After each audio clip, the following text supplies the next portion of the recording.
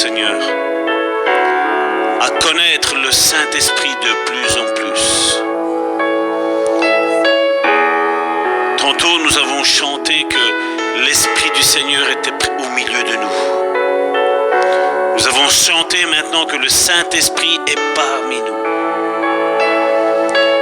Et nous allons voir que quand le Saint-Esprit est parmi nous,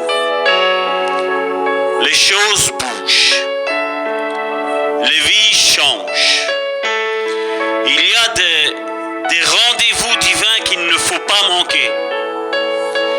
Il y a un rendez-vous que Dieu aujourd'hui t'avait appelé à être à l'écoute, à être là, à ce moment-là, à ce moment précis-là. Parce que ta vie allait changer. Ta vie allait changer. Quand le Saint-Esprit est là, les choses bougent. Les choses changent. Et l'ennemi, la puissance de l'ennemi est mise à mal. Elle est mise à mal parce que la puissance de Dieu règne au-dessus de tout. La puissance de Dieu règne sur tout. Tout a été mis sous les pieds de notre chef, de notre conducteur, Jésus-Christ, de notre grand frère, de notre sauveur, de notre Seigneur, de notre Maître, du nom qui nous a été donné, qui est au-dessus de tout nom. Père, qu'aujourd'hui, la puissance du Saint-Esprit descende de nouveau sur nous. Que la puissance de la Pentecôte remplit nos vies. Comme la Bible le dit, soyez remplis de l'Esprit. Soyons remplis de l'Esprit. Au nom de Jésus. Amen. Tu peux prier pour le message. Alléluia. Béni sois-tu, Seigneur. Seigneur, je veux te remettre, Seigneur, ton serviteur, Seigneur, entre tes mains, Seigneur.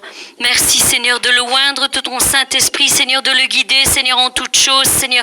Que la puissance, Seigneur, du Saint-Esprit, Seigneur, soit sur lui, Seigneur, afin qu'il annonce, Seigneur, Seigneur, ce que tu as déposé sur son cœur, Seigneur, et qu'il annonce avec autorité et avec puissance, Seigneur. Je te demande toutes choses dans le nom de Jésus. Amen.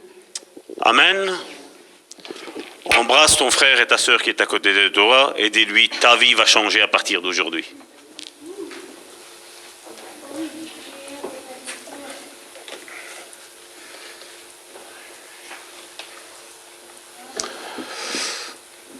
Voilà, aujourd'hui donc, demain nous allons être ce lundi de Pentecôte.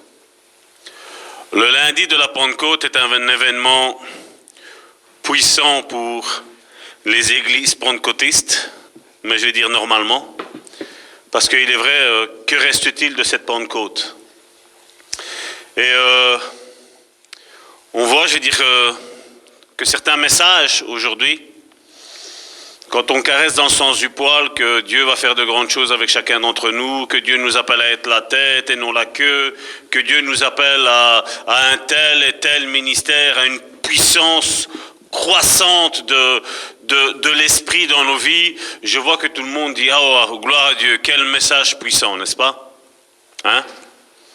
Mais Actes chapitre 1, verset 8 me dit « Vous recevrez une puissance, le Saint-Esprit survenant sur vous, et vous serez mes témoins. » Qu'est-ce qu'il est mis après? À Jérusalem, dans toute la Judée, dans la Samarie, et jusqu'aux extrémités de la terre. Il est précisé du Saint-Esprit que c'est une puissance qui vient sur les frères et les sœurs. Mais cette puissance, vous croyez sincèrement, je ne l'avais pas mis, sœur Joséphine, vous croyez sincèrement que cette puissance-là va nous servir juste à quoi? Juste à prêcher? Juste à chanter? Juste à monter dans nos voitures et venir au culte, écouter la parole de Dieu? C'est parce que la Bible me dit.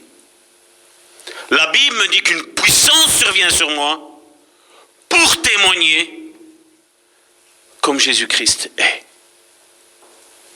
Vous savez, aujourd'hui, c'est bien beau de dire Jésus t'aime à une personne. C'est bien beau. Mais les gens en ont ras-le-bol des religions. Ce que les gens veulent, c'est ce que tu professes. Cette puissance, tu dois la manifester. Ça ne sert à rien de dire Jésus t'aime, Jésus ci, Jésus là.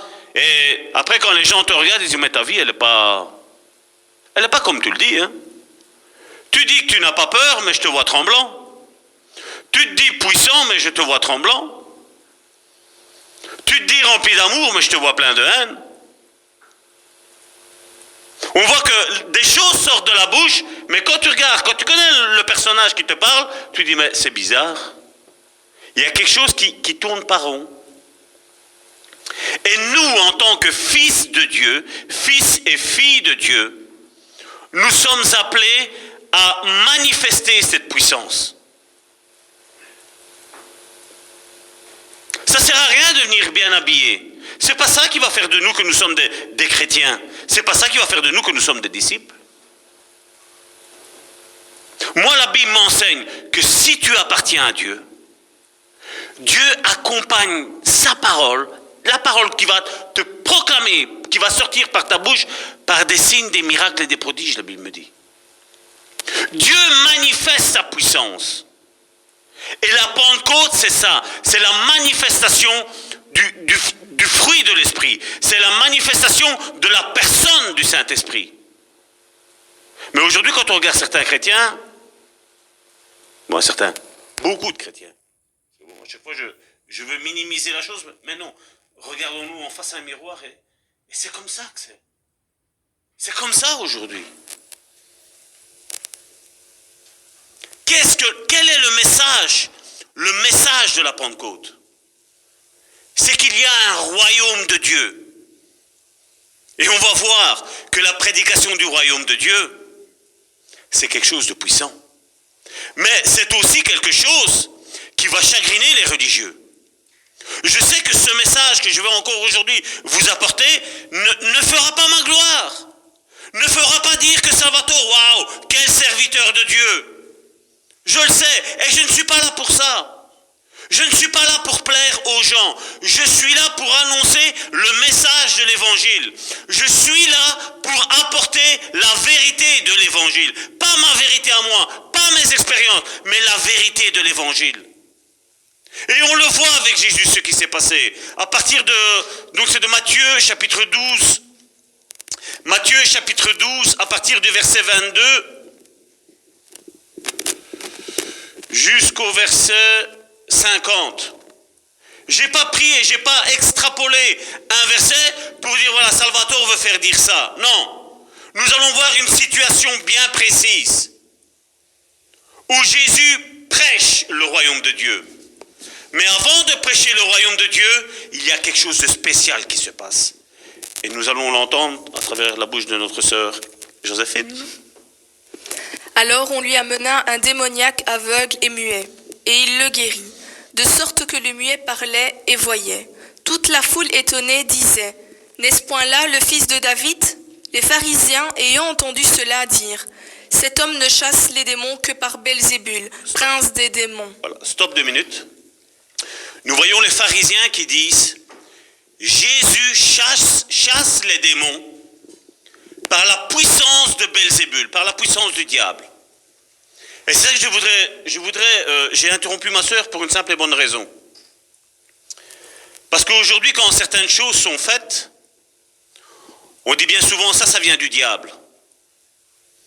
Mais il faut faire attention. Parce que nous allons voir pourquoi il faut faire attention, juste après. Vas-y, ma sœur.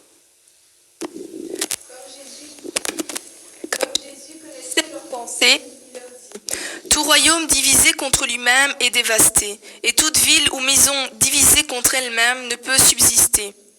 Si Satan chasse Satan, il est divisé contre lui-même. Comment donc son royaume subsisterait-il? Et si moi je chasse les démons par Belzébul, vos fils, par qui les chassent-ils? » Stop. Regardez ce que Jésus précise. Il dit, si moi je chasse les démons par Satan, par la puissance de Belzébul, il fait vos fils. Ils sont en train de faire ça. Vos fils sont en train de chasser des démons. C'est fou, hein?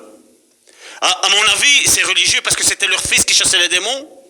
Waouh, mon fils chasse des démons, mon fils. Parce que c'est Jésus qui le fait, il y a un problème. Il y a, comme on dit ici en Belgique, il y a un stud, il y a un problème. Vas-y, ma sœur. C'est pourquoi ils seront eux-mêmes vos juges. Mais si c'est par l'Esprit de Dieu que je chasse les démons, le royaume de Dieu est donc venu vers vous. Voilà. Jésus fait une délivrance. Donc on voit il était sourd et muet. Jésus chasse cet esprit. Qu'est-ce qu'il se passe? Il entend et il parle. Eux disent, voilà, c'est par Satan qu'ils font ça. Et Jésus, qu'est-ce qu'il dit? Un royaume divisé par lui-même, par Satan, il ne tiendra jamais le coup. Et aujourd'hui, malheureusement, ceux qui professent être de la Pentecôte, c'est ce qu'ils font. C'est ce qu'ils disent. Mais avant d'arrêter cette prédication, avant de dire non, c'est pas pour moi, j'ai pas envie de voir plus clair, moi je dis, on a intérêt tous à faire attention, tous, y compris moi.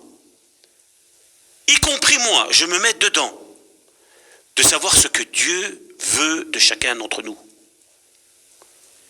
Et on voit que la manifestation de la délivrance, de la guérison qui est opérée chez un petit garçon, Jésus nous dit, voilà, le royaume de Dieu est là. Voilà à quoi Jésus compare le royaume de Dieu. Là, quand il y a la manifestation de l'esprit, là, quand il y a la guérison, quand il y a les délivrances, Dieu dit ça, c'est le royaume de Dieu. Ça, c'est mon église. C'est là où je mets le cachet. Vas-y, ma sœur.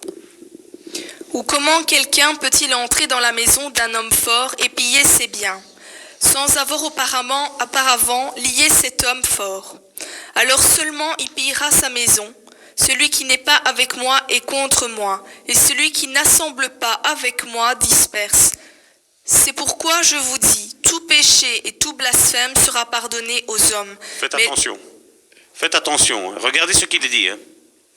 Tout péché et tout blasphème sera pardonné aux hommes, mais le blasphème contre l'esprit ne sera point pardonné. Excuse-moi. C'est parce que je tiens à préciser, parce que c'est d'une importance vitale. Parce que je sais qu'aujourd'hui, ce message est combattu. Le message de la délivrance est combattu. Et férocement. Et il n'y a pas d'autre mot. Il est combattu. Ces gens sont en guerre contre nous qui pratiquons la délivrance. Mais ils ont le Saint-Esprit. Ils vous font la guerre, mais tout en ayant le Saint-Esprit. Et malheureusement, un des résumés que je pourrais faire de cette prédication aussi, aujourd'hui, c'est que justement, tous ceux qui disent qu'ils n'ont pas besoin de délivrance, ce sont tous ceux qui généralement en ont besoin. N'en ont besoin. Et je ne veux faire peur à personne, mais Jésus revient. Jésus revient. Et Jésus revient rechercher une église sainte, sans tache, ni ride, irrépréhensible. Et arrêtons de dire tout ce que les autres disent.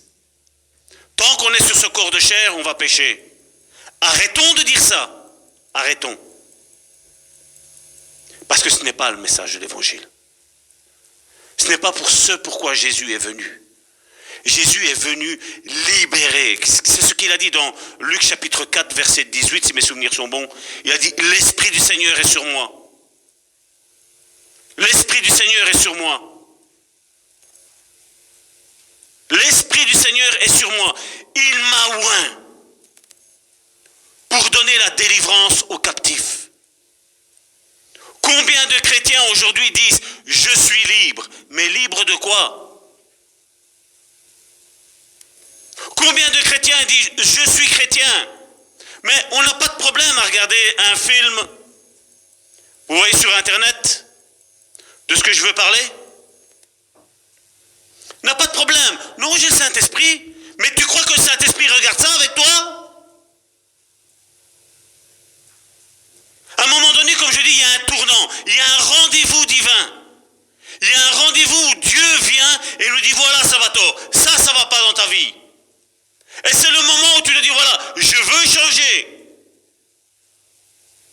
Moi, je me rappellerai toujours ce fameux 15 décembre où Dieu est venu à mon incrédulité, il est venu à mon secours.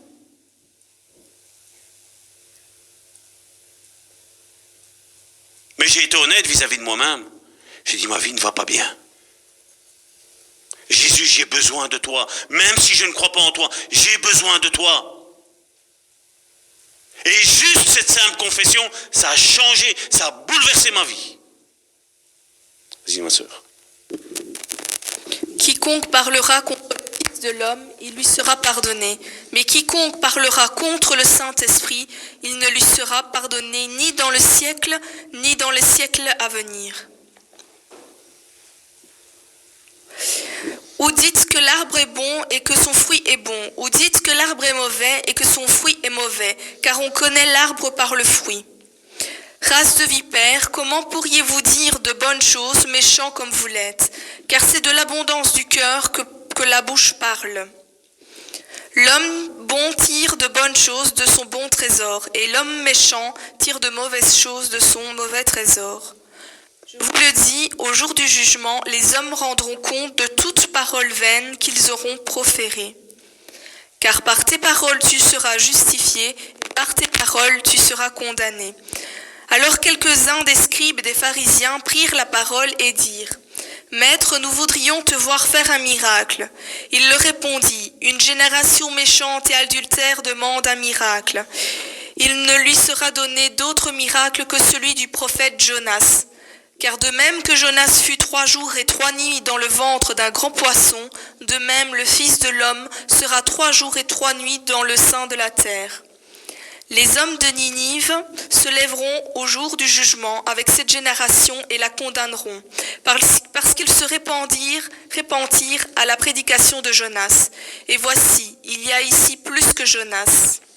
La reine du Midi se lèvera au jour du jugement avec cette génération et la condamnera, parce qu'elle vint des extrémités de la terre pour entendre la sagesse de Salomon. Et voici, il y a ici plus que Salomon. Lorsque l'esprit impur est sorti d'un homme, il va par des lieux arides, cherchant du repos. Il n'en trouve point. Alors il dit, je retournerai dans ma maison d'où je suis sorti. Et quand il arrive, il la trouve vide, balayée et ornée. Il s'en va et il prend avec lui 7 autres esprits plus méchants que lui. Ils entrent dans la maison, s'y établissent, et la dernière condition de cet homme est pire que la première. Il en sera de même pour cette génération méchante. Comme Jésus s'adressait encore à la foule, voici, sa mère et ses frères qui étaient dehors cherchèrent à lui parler. Quelques-uns lui dirent, voici ta mère et tes frères sont dehors, et ils te cherchent à te parler. Mais Jésus répondit à celui qui le lui disait, qui est ma mère, qui sont mes frères? Puis, étendant la main sur ses disciples, il dit, voici ma mère et mes frères, car quiconque fait la volonté de mon Père, qui est dans les cieux, celui-là est mon frère, et ma sœur, et ma mère. Nous avons pris tout le contexte. Et comme vous savez, ici au sein du Bon Samaritain, je n'aime pas extirper un passage biblique hors de son contexte. Nous avons vu un Jésus qui a fait un miracle, ou plutôt une délivrance, parce que la Bible nous parle qu'un esprit impur est sorti de cet homme-là, de ce jeune homme-là. Puis nous voyons que les pharisiens interviennent, disent que Jésus, donc je me répète mais c'est volontaire, disent que Jésus a fait ça par la puissance du diable. Et Jésus prend l'exemple où il dit voilà, tout péché vous sera pardonné. Mais celui-là, attribuer quelque chose que Dieu a fait au diable, ça vous ne sera jamais pardonné. Et il le dit, non seulement dans ce siècle-ci, mais dans ceux à venir aussi. Donc Dieu n'a pas changé. Maintenant, comme je dis toujours, ce message-ci n'est pas pour faire de Salvatore une star. Bien au contraire. Le feu de projecteur, la prison, tout est là pour lui, pour moi. Tout est là. Et je ne suis pas appelé à lancer un message pour caresser qui que ce soit. Mais comme je dis, tout chrétien qui est sincère, tout chrétien qui n'est pas hypocrite, analyse sa propre vie, pas celle de son voisin, pas celle de sa voisine, analyse sa propre vie. Et se disent, voilà, qu'est-ce qui se passe dans ma vie? Combien de chrétiens se disent libres? Et puis, comme je dis, on est devant un film pornographique, pas de souci, pas de problème. Du matin au soir, comme je dis, on est plein mort, on est alcoolique, pas de problème, le Saint-Esprit est avec moi. Je ne suis pas en train de juger les personnes qui regardent la pornographie, ni ceux qui sont alcooliques. Je ne suis pas en train de juger ces personnes-là. Ces personnes-là ont besoin d'aide. Ces personnes-là, c'est inutile d'aller leur dire « Jésus t'aime ». C'est pas ça qui va les faire changer d'avis. Ce qui va les faire changer d'avis, c'est comme Jésus a fait. C'est parler à cet esprit mauvais et le faire sortir de cette personne-là. Bien entendu, on a vu que, voilà, avec les films qu'on nous a montrés, tel le style de film L'Exorciste, voilà, on a exagéré la chose. Mais moi, aujourd'hui, je suis là pour vous dire que vous pouvez avoir votre délivrance par un simple souffle. Et nous allons le voir tantôt. Parce que je sais que quand on dit ça, on dit, mais Salvatore, il disjoncte. Non, je ne disjoncte pas. J'ai analysé les Bibles, toutes les traductions, toutes. J'ai tout analysé pour savoir exactement quelle est l'activité démoniaque qu'il y a aujourd'hui. Combien de chrétiens me disent ça, je suis libre, mais ils sont attachés à un péché. C'est plutôt à eux que je parle. Ce message est plutôt adressé à eux. Tu n'es pas libre, tu es hypocrite. Comment pourrais-je dire que je suis délivré, un exemple du mensonge, alors que je suis en train de mentir? Ne suis-je pas hypocrite? Ne suis-je pas menteur? Si nous sommes libres, nous sommes réellement libres. Et c'est ce que Jésus a dit. Si le Fils de l'homme vous libère, vous serez réellement libres. Mais combien ont accepté une simple religion? Une religion qui ne change rien à leur vie. Une religion qui leur ont dit, voilà, viens au Seigneur et maintenant voilà, tout ton passé est passé. Ah bon? Oui, c'est vrai, ça fonctionne. 1 mois, 2 mois, 1 an, 2 ans, 3 ans, 5 ans. Et après, à un moment donné, bam, ça s'écroule. Mais comme je dis, après, ces pasteurs-là sont en train de juger la vie de ces fidèles qui sont tombés. Mais moi, je vais vous dire une chose. Jésus va juger aussi ces pasteurs. Parce que le mot pasteur veut dire berger, prendre soin des brebis. Et moi, Salvatore, je ne suis pas là pour vous dire ce qui vous plaît d'entendre. Non. Aujourd'hui, je suis là, on va parler vraiment de délivrance. On va mettre un équilibre parce que je sais que beaucoup, et je le vois par mes yeux, je le vois via Facebook, je vois qu'il y a des déviances dans la délivrance où les gens maintenant ont peur. Mais je suis désolé, chercher une église qui pratique la délivrance, honnêtement, sans show, où tout est basé selon la parole de Dieu. Nous avons vu que quand Jésus a délivré, il a dit voilà, ça c'est le royaume de Dieu. Il fait, si je délivre les gens par la puissance de Dieu, le royaume de Dieu est parmi vous. Dites-moi, quelle va être la fin de ceux qui ne pratiquent pas la délivrance?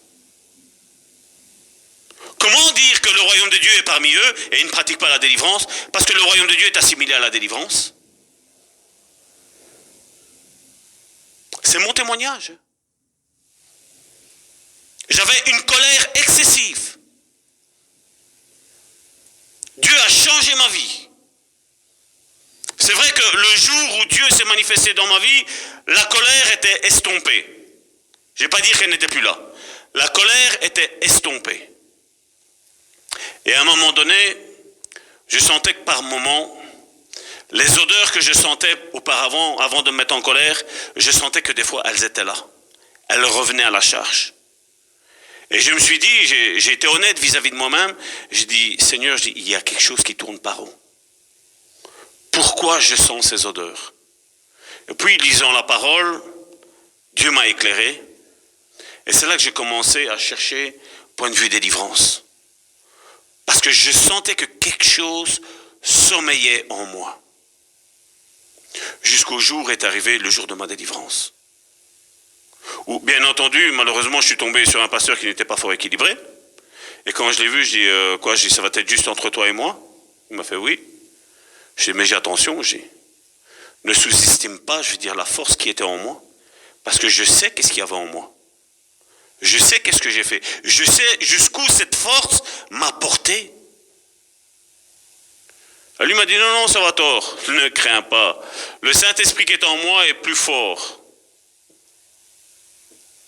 Vous aurez dû voir, je crois qu'il faisait une histoire d'1m60. Quand je l'ai pris, lors de ma délivrance, je l'ai pris par le cou et je l'ai soulevé. Il était à plus ou moins 2,20 m du sol. Et Salvatore, je t'en supplie, arrête. Mais là, il avait titillé celui qui sommeillait en moi. Il a délié la personne que Dieu avait liée qui était en moi. Parce que le ministère de la délivrance, je suis désolé, il est donné à l'église. Le ministère d'aide dans 1 Corinthiens chapitre 12 verset 28, le ministère d'aide c'est aussi bien la relation d'aide, aussi bien la délivrance, aussi bien la cure d'âme. C'est de ça qu'il parle. Et j'ai dû contrôler de nouveau cette force-là pour après qu'elle sorte. Et vous savez, je me rappellerai toujours, je veux dire, ça c'était après avoir eu ma délivrance. Un jour, ce pasteur me téléphone et me dit, écoute Salvatore, viens, j'ai besoin d'un coup de main. Et j'ai dit, oui, pourquoi? Ben, on va prier pour telle sœur a un souci, et on va prier. Donc je monte dans ma voiture, et je vois comme un film devant mes yeux tout en conduisant. Et je savais donc quels étaient ces esprits qui animaient cette personne-là. Et quand je suis arrivé là, donc le pasteur en question a essayé de m'expliquer. Je dis arrête, je dis on va passer au but. Le Saint-Esprit m'a montré ta. Et je lui donne les 3-4 choses que j'avais vues. Et la femme était en pleurs. Elle dit aujourd'hui est mon jour de délivrance. Je dis oui ma sœur, aujourd'hui va être ton jour de délivrance. Mais je n'avais jamais pratiqué aucune délivrance. J'avais vu un petit peu ce qui se passait sur le net. Et je me rappellerai toujours, nous sommes descendus. Parce que son bureau est à l'étage. Nous sommes descendus dans l'église. Et au moment où il a commencé à prier, ce pasteur-là est resté paralysé.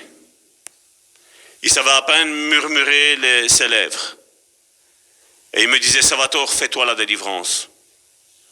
Et moi, j'ai dit, mais comment je fais, pasteur? J'ai vu, mais fais-toi la délivrance. Je suis bloqué. Il était comme ça, tout raide, il ne savait plus bouger. Il y avait même son visage, il y avait juste les lèvres qui bougeaient. Et quelle a été ma surprise quand j'ai commencé à prier pour cette femme-là, pour notre sœur? Elle a été délivrée, gloire à Dieu. Mais quelle n'a pas été ma surprise quand j'avais une femme en face de moi et qu'une voix d'homme est sortie de sa voix? C'était ma première délivrance. Et quand j'ai entendu ce qu'elle essayait de dire, j'ai dit, tais-toi, sors de cette femme et lâche-la. J'ai vu cette femme-là s'affaisser sur elle-même. Et l'esprit est sorti. Nous voyons, tous les trois, nous voyons l'esprit devant la porte d'entrée. Et cette femme a été totalement délivrée. Cette femme pleurait. Et comme je dis, la délivrance, c'est ça, c'est la compassion pour nos frères et nos sœurs qui sont liés, qui ont des péchés et qui n'arrivent pas à s'en défaire. La délivrance, c'est ça, la délivrance. La délivrance, c'est pas de savoir qu'est-ce qui s'est passé ou qu'est-ce qui ne s'est pas passé. Ce n'est pas ça. La délivrance, c'est de savoir qu'est-ce qui lie ta vie. Et comme je dis, il y a des esprits puissants. Je crois que les trois démons les plus puissants qu'il y a aujourd'hui au sein de l'Église, c'est l'argent, mammon, hein, donner. Hein. Il y en a un autre, c'est l'esprit religieux. Celui-là aussi, il est puissant. Et nous allons parler, là, certainement la semaine prochaine, de l'esprit de rejet. Parce que le rejet, croyez-moi bien, c'est un démon qui mine les vies. Où on ne se sent jamais satisfait. Où, quoi qu'on fasse, hein, on a tout le temps des préjugés vis-à-vis des autres personnes. On va me rejeter. Combien sont comme ça? Visitons les églises. J'en ai visité quelques-unes. J'ai vu même des grands rassemblements. Rien qu'à voir comment les personnes s'habillent, tu dis, celle-là, elle a un esprit de rejet. Rien qu'à la manière de s'habiller. Regardez à un moment donné, dans Luc chapitre 13, du verset 31 à 32, je répète, Luc chapitre 13, du verset 31 à 32. Voici un petit peu ce que les pharisiens viennent dire à Jésus. Un petit peu comme on nous dira à nous. Salvatore, tais-toi, ne parle pas de délivrance. Luc chapitre 13, ah non, celui-là, oui, c'est vrai, je ne te l'avais pas mis. Je vais le lire moi. Ce même jour, quelques pharisiens vinrent lui dire, va-t'en, pars d'ici, car Hérode veut te tuer.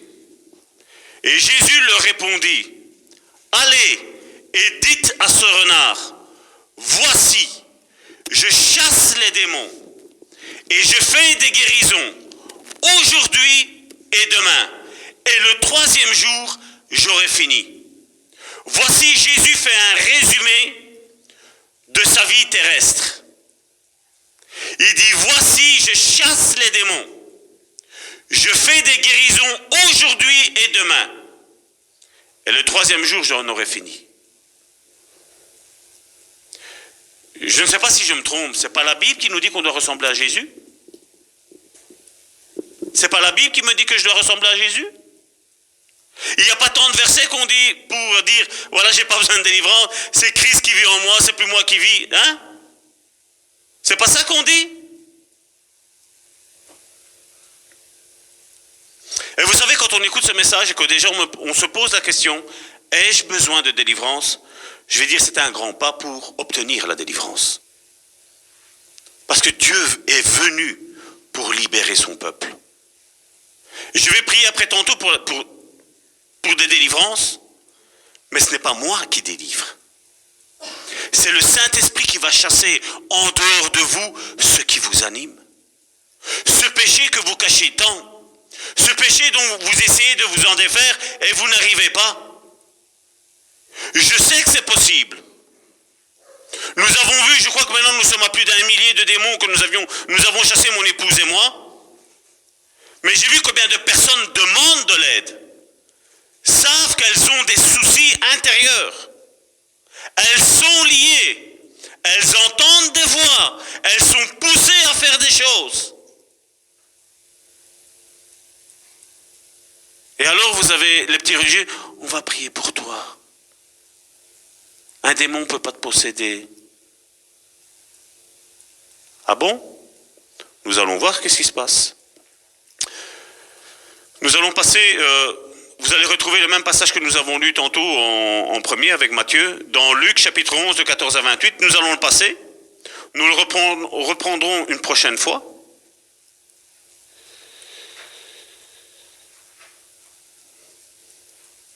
Je passe comme ça, vous voyez. J'ai pas encore mis de montre, hein, donc ça va aller plus vite. Le verset biblique, non, ça va aller en suivant. Hein.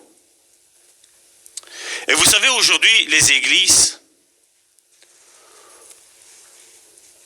pour moi, ceci est l'original de ce qu'est l'église. Mais combien d'églises aujourd'hui sont des copies de copies de copies d'églises? Pourquoi je dis ça? Un homme a eu une vision de ce qu'est l'église. Généralement, tous les mouvements que nous connaissons aujourd'hui sont tous ces mouvements qui viennent d'Amérique et qui viennent ici pour apporter un réveil. Ils viennent ici et ils ont un système de pensée. Ils disent, voilà, on va créer le mouvement A. Et dans ce mouvement A, majuscule, nous allons créer les églises A minuscule, B minuscule, C minuscule, D minuscule, et voilà. Donc, je ne vous fais pas de dessin, vous avez compris. Et puis, chacun dans son église organise, s'il croit comme ça, si la foi c'est ça, si la délivrance on l'accepte ou on l'accepte pas, généralement on l'accepte pas parce que bon, ce qui compte c'est d'être vu, hein, ce qui compte c'est que mon nom, mon prénom soit hyper connu, hein. Donc ça, comme il y a beaucoup de pharisiens qui vont se lever et qui vont attaquer, donc on ne va pas toucher ce domaine-là parce que c'est un petit peu chaotique. Donc on va laisser ça de côté. Et donc qu'est-ce qu'on fait? On voit il y a l'original, la Bible, et nous avons toutes des copies. Des copies, de copies, de copies, de copies. Si vous prenez un original et vous faites une copie, et après vous prenez cette copie-là et vous faites une photocopie de cette copie-là, vous voyez que l'image à chaque fois, comment elle est? Elle est de moins en moins claire. Et c'est pour ça qu'il faut retourner à ce que la Bible dit.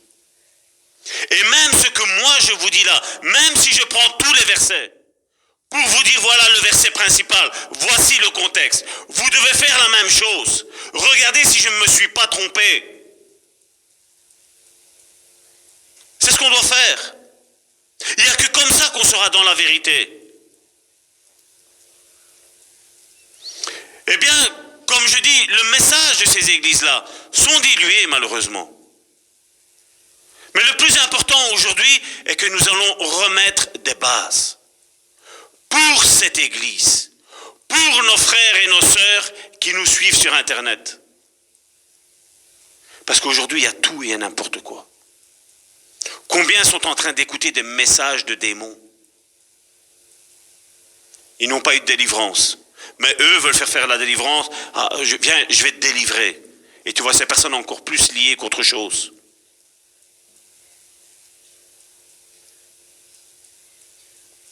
Je vois que l'autorité que Dieu nous a donnée est une autorité qui surpasse tout entendement. Je voulais expliquer quand l'autre fois quelqu'un m'avait dit « Moi je ne crois pas qu'un chrétien puisse avoir un démon. » Je dis « Viens, on va prier ensemble, c'est pas un souci. Je n'ai pas à te prouver par ma parole que tu es un démon. On va prier ensemble. T'as peur? Non, je n'ai peur de rien. Christ vit en moi. Ben ça va, pas de problème. On va prier ensemble. » Et après, on a commencé à prier. Pam! Ça a sauté en l'air. Je ne suis pas en train de critiquer cette personne-là. Mais on voit que combien de personnes sont comme ça aujourd'hui. Elles sont liées. Combien d'orgueilleux dans les églises sont liés aujourd'hui. Ah, quand moi je prêche, les foules. Quand moi je prêche, moi je dis la vérité, l'autre non. Moi je veux juste dire quelque chose. Ce message-ci n'est pas le mien. Ce message-ci est le message de la Bible. Et le message que le Saint-Esprit, dans les derniers jours, je ne dis pas derniers temps, dans les derniers jours, est en train de lancer. Moi, ce qui me fait rire, je suis en train de lire un petit peu la biographie de Wesley aujourd'hui. Vous avez plein de gens qui me persécutent, qui me haïssent, parce que je parle de délivrance, mais on parle de Wesley. Et Wesley nous disait, s'il y a un culte, il n'y a pas de manifestation, je ne suis pas content. Le seul problème, la différence, vous savez qu'il y a avec Wesley et Salvatore, c'est que Wesley est mort. Donc lui, il ne sait plus se défendre. Mais on parle de Wesley, oh, le réveil de Wesley. Et comme je dis, aujourd'hui, il y en a beaucoup qui attendent un réveil. Mais si dans les réveils, il n'y a pas la délivrance des enfants de Dieu, il n'y a pas de réveil. Parce que le réveil, c'est la manifestation du royaume de Dieu. C'est la manifestation, comme Jésus l'a dit, je délivre. Va dire à ce renard, je délivre et je guéris. Moi, Salvatore, je ne dirais pas, je délivre et je guéris. Moi, je dirais, le Saint-Esprit délivre et le Saint-Esprit guérit. Parce que je ne suis qu'un simple homme. Je ne suis qu'un simple serviteur d'une petite assemblée. Je n'ai pas peur, moi. Je n'ai pas peur de prétendre d'avoir une petite assemblée. Je n'ai pas peur. Mais ce que j'aime dans l'église de Bon Samaritain, c'est que la puissance du Saint-Esprit est à l'œuvre. Nous avons encore vu hier soir, encore avec mon épouse, quand on a prié pour une sœur, comment Dieu s'est manifesté.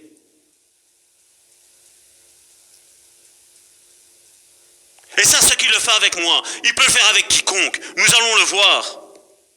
L'original, c'est la Bible. Regardez quand Jésus prend, la lecture va être un petit peu longue, mais il faut avoir le contexte. Luc chapitre 10, du verset 1 à 24. Voici ce que Jésus fait. Jésus est venu sur cette terre prendre des disciples. Jésus avait besoin d'ouvriers pour sa moisson. moisson. Jésus ne tient pas sa moisson que pour lui. Jésus, ce qu'il fait, c'est qu'il te prend, il te dit voilà, commence. Il te prend, il dit vas-y, voilà, commence. Et voilà ce qui s'est passé. On va voir l'exemple, le résumé de ce que Jésus est venu faire sur cette terre.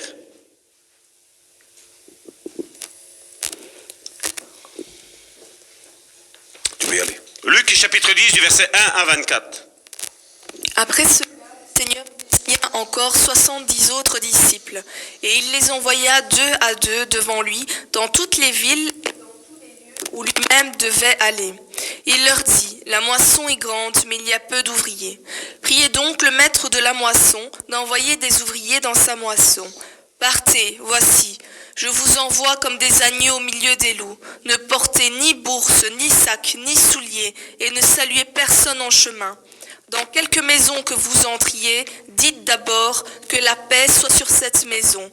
Et s'il se trouve là un enfant de paix, votre paix reposera sur lui, sinon elle reviendra à vous. Demeurez dans cette maison-là, mangeant et buvant ce qu'on vous donnera, car l'ouvrier mérite son salaire. N'allez pas de maison en maison. Dans quelque ville que vous entriez et où l'on vous donne et l'on vous recevra, mangez ce qui vous sera présenté. Guérissez les malades qui s'y trouveront et dites-leur, le royaume de Dieu s'est approché de vous. Voilà, le royaume de Dieu s'est approché de vous. La délivrance et la guérison. Le royaume de Dieu est là, parmi vous maintenant. Quelques villes que vous entriez et où l'on ne vous recevra pas, allez dans ces rues et dites, nous secouons contre vous la poussière, même de votre ville qui s'est attachée à nos pieds. Sachez cependant que le royaume de Dieu s'est approché. Je vous dis qu'en ce jour, Sodome sera traité moins rigoureusement que cette ville-là. Malheur à toi, Chorazin, malheur à toi, Bethsaïda, car si les miracles qui ont été faits au milieu de vous avaient été faits dans Tyr et dans Sidon, il y a longtemps qu'elle se serait répandue en prenant le sac et la cendre. C'est pourquoi, au jour du jugement, Tyr et Sidon seront traités moins rigoureusement que vous. Et toi, Capernaum, je devais m'arrêter. Capernaum. Et toi, Capernaum, qui a été élevé jusqu'au ciel, tu seras abaissé jusqu'au séjour des morts. Celui qui vous écoute m'écoute, et celui qui vous rejette me rejette, et celui qui me rejette rejette celui qui m'a envoyé. Stop. Regardez comment Jésus s'identifie à son Église. Il dit, celui qui vous écoute m'écoute. Celui qui vous rejette me rejette. Et celui qui me rejette celui qui m'a envoyé. C'est clair et net, hein? Les gens peuvent mépriser ce message de la délivrance. Les gens peuvent mépriser le message de la guérison. Ils peuvent le faire. C'est leur droit. Mais leur place, ils savent où ce qu'elle est. Les 70 revinrent avec joie, disant, Seigneur, les démons même nous sont soumis en ton nom.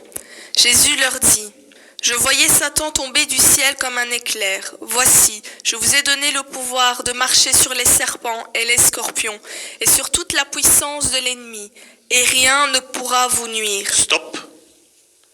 Jésus leur a donné la mission d'aller guérir. Si vous lisez le verset convenablement, Jésus ne leur parle pas de délivrance. Eux reviennent, et qu'est-ce qu'ils disent? Même les démons nous sont soumis. Même les démons nous sont soumis. Pourquoi? Parce qu'à partir du moment où, comme Jésus leur a dit, prêchez le royaume de Dieu, les démons doivent se manifester. Parce que les démons n'aiment pas le royaume de Dieu. Les démons n'aiment pas quand il y a la délivrance. Le royaume de Dieu aime quand les personnes sont délivrées, quand les personnes sont guéries. C'est le but pourquoi toi et moi, nous avons été créés. Et nous n'avons pas à avoir peur parce que Jésus nous le dit. Je vous ai donné le pouvoir de marcher sur les serpents et sur les scorpions et sur toute la puissance de l'ennemi et rien ne pourra vous nuire. Qu'est-ce qui peut te nuire si rien ne peut te nuire? Et certains me diront, mais Salvatore, alors pourquoi tantôt tu as parlé de ce pasteur-là? Et pourquoi j'en ai parlé? Parce que sa vie n'était pas droite. Parce qu'il disait, mais il n'était pas. Comme beaucoup aujourd'hui, moi je me sanctifie. Moi, vous devez faire comme moi. Mais qui est moi? derrière, quand tu entends leur message, c'est tout le temps leur orgueil qu'ils sont en train de prêcher. Mais nous ne sommes rien. Nous sommes des simples serviteurs au service de notre grand roi. Et c'est lui qui fait tout par nous. Nous n'avons aucune gloire à nous en tirer. Et quand je vois certaines délivrances où on choque sur des fidèles de Dieu, oui, je suis révolté, oui. Parce que le peuple de Dieu, ce n'est pas des moins que rien. Mais ce sont des démons, eux, qui font cette délivrance-là. Et c'est pour ça qu'il ne faut pas vous laisser imposer les mains par qui que ce soit. Connaissez la vie de cette personne-là qui va vous imposer les mains, dont Dieu va se servir de lui pour vous délivrer. J'aime quand je téléphone, parce que je dis, voilà, je t'impose pas les mains. Moi, je ne les impose pas. Moi, j'invoque juste le nom de mon Seigneur Jésus. Celui qui est mort à la croix. Et on voit que ça se manifeste. On voit les personnes sont changées. On voit les personnes qui, après 2 semaines, comme on va le voir tantôt, le fruit. On voit le fruit où Salvatore, c'était lié. J'étais oppressé. Et là, maintenant, je suis libre. Je suis réellement libre. Combien de chrétiens ont plein d'addictions et disent, je suis libre. T'es pas libre. Tu n'es pas libre. Combien de fois ces personnes-là m'ont dit, Salvatore, c'est plus fort que moi. Oui, exactement. C'est pour ça que tu as besoin de délivrance. C'est plus fort que toi. Combien de chrétiens essayent d'arrêter un péché, mais ils retombent tout le temps dans les travers. Pourquoi, à votre avis? C'est la présence d'un démon qui est là. Parce que le chrétien veut arrêter, mais il n'arrive pas. Et alors on me dit, mais mon pasteur ne croit pas à ça. Mais je te demande pas si ton pasteur croit ou ne croit pas. Je te demande, toi, est-ce que tu crois, toi? Moi, je connais pas ton pasteur, qui sait? Je te connais toi parce qu'on est en train d'avoir un dialogue ensemble. Et je suis en train de voir ça, ça, ça et ça dans ta vie.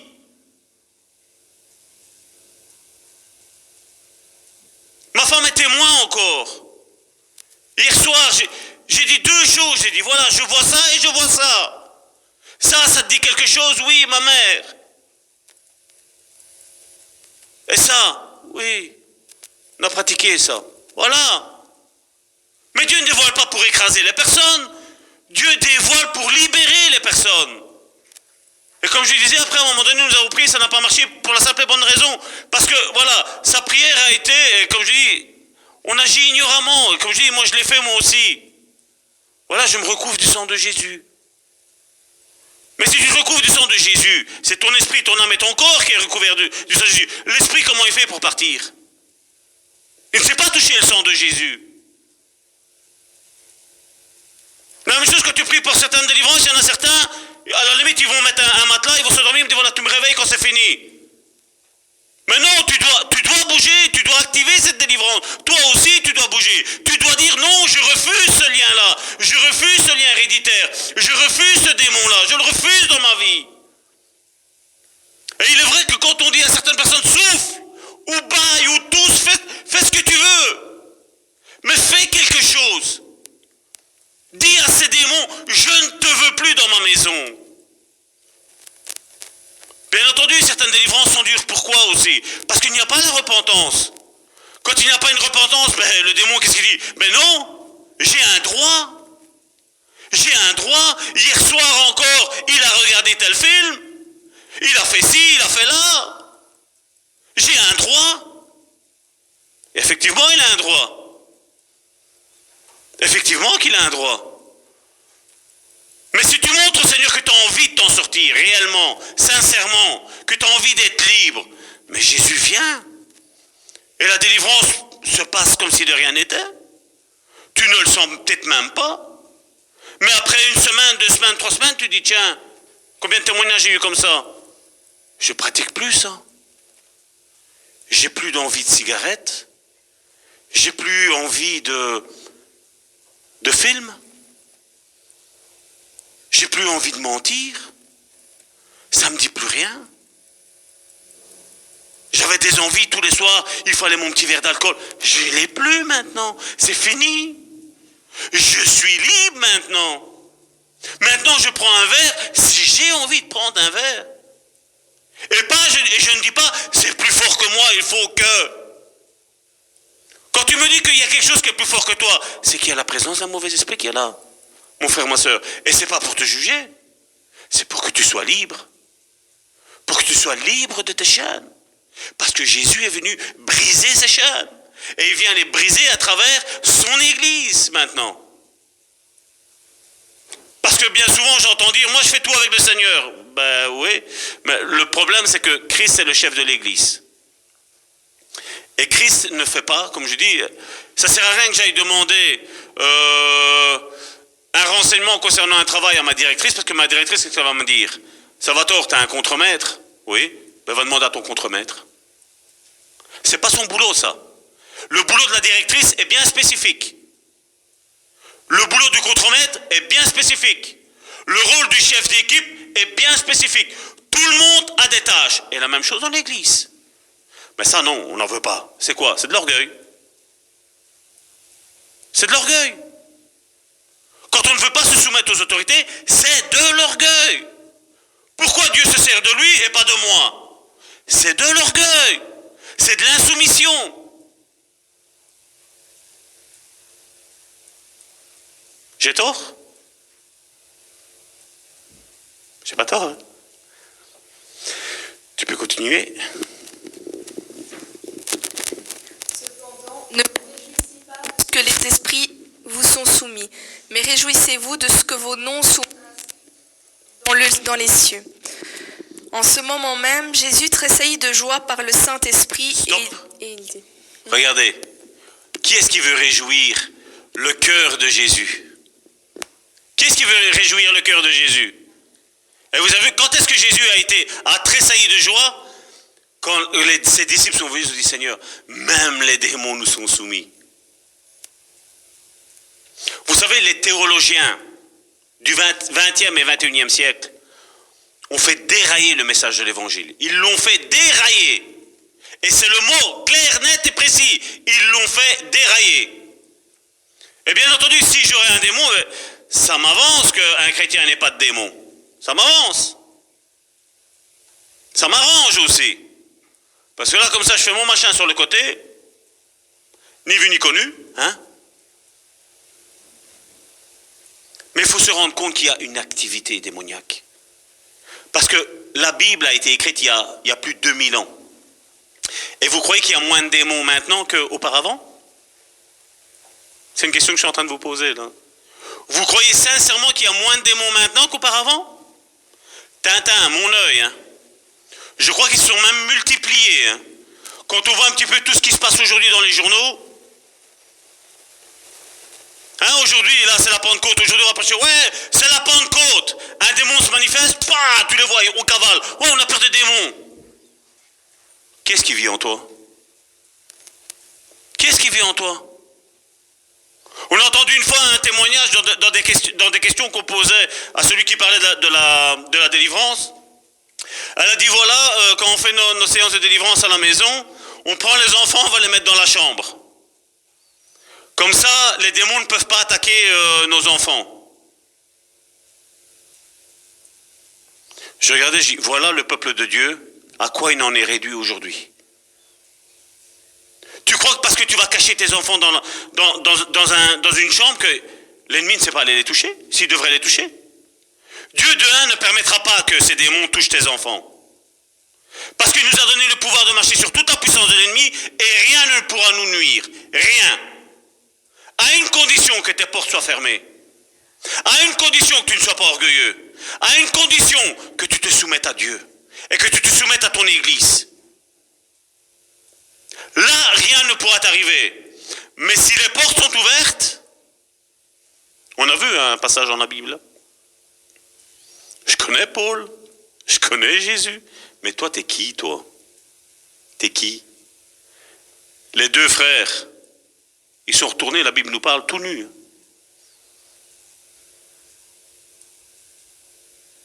Comme je dis, on ne rigole pas. Hein. On ne rigole pas. Hein. Dans le passé, j'avais aussi une crainte de la mort. Et une fois, j'ai parlé avec une personne, elle avait besoin de délivrance, et elle m'a dit, mais Salvatore, non, prie pas pour moi, avec moi, parce que il y a un pasteur qui est décédé. Et j'ai détecté tout de suite, je dis, regarde, elle a senti que dans le passé, j'avais une certaine crainte, et là maintenant, c'est un esprit de crainte qui essaye de venir pour me dire, Salvatore, aie peur. Et je dis, non, mes portes sont fermées. Je dis, on va prier ensemble. Ouais, mais le pasteur est décédé. C'est pas grave. Je dis. Moi, je ne décéderai pas. Moi, je sais que mes portes sont fermées. Moi, je sais que je marche droitement. Je sais que le péché n'a pas d'emprise dans ma vie. Je sais que je n'ai aucune addiction. Je sais que je ne me jette pas, je ne me vautre pas dans le péché. Je dis, Dieu va m'accompagner dans ça. Et c'est ce qui est arrivé. La femme était tourmentée par des hommes de nuit. Elle entendait un claquement de nuit et c'était fini. Un claquement de doigts, c'était fini pour elle. Elle devait aller dans un certain endroit et faire quelque chose. Et ça, c'était 7 à 8 fois par jour. J'ai dit, on va prier ensemble. J'ai dit, tu auras plus tout ça, ma sœur. J'ai prié avec elle, j'ai pris autorité, mais léger, hein. J'ai pas eu besoin de crier, parce que ça aussi, j'ai entendu dans les délivrances, on crie, sors, sors. Ils sont pas sourds, hein. Ils sont pas sourds, les démons, hein. Même que tu murmures dans l'oreille de ton voisin, il l'entend. Hein. Quand deux sœurs médisent ensemble, le diable entend. Hein. Le diable il fait « Bravo, bravo, c'est bien. Vous êtes enfants de Dieu, hein, vous médisez les uns contre les autres. Hein. C'est bien. Mais on a le Saint-Esprit, hein. On médit, mais on a le Saint-Esprit.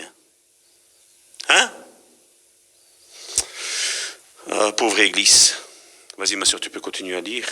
En ce moment même, Jésus tressaillit de joie pour le Saint-Esprit et il dit, je te loue, Père, Seigneur du ciel et de la terre, de ce que tu as caché ces choses aux sages et aux intelligents, et de ce que tu les as révélées aux enfants. Oui, Père, je te loue de ce que tu l'as voulu ainsi. Toutes choses m'ont été données par mon Père, et personne ne connaît qui est le Fils, si ce n'est le Père, ni qui est le Père, si ce n'est le Fils, et celui à qui le Fils veut le révéler. Et se tournant vers les disciples, il leur dit en particulier, « Heureux les yeux qui voient ce que vous voyez, car je vous dis que beaucoup de prophètes et de rois ont désiré voir ce que vous voyez et ne l'ont pas vu, entendre ce que vous entendez et ne l'ont pas entendu. » Voilà. Donc, se poser, vous savez, quand on lit la Bible, il faut se poser tout le temps les bonnes questions. Parce que moi, généralement, comme je dis, on prend ce passage-là, tout est ancien, tout est nouveau, voilà, c'est fini. Mais posons-nous les bonnes questions. À la lumière de ce passage biblique-là, quelles sont les questions qu'on devrait se poser? Jésus les envoie, leur donne une mission, guérir. Première question. Deuxième, les disciples reviennent et disent que les démons leur sont soumis. La troisième, Jésus confirme que ce mandat est donné par Jésus à tous les disciples. Pas besoin d'une école de formation ou d'un diplôme. Hein? Parce qu'il y en a beaucoup qui disent « j'ai un ministère de délivrance ». Ah bon? Depuis quand tu as un ministère de délivrance?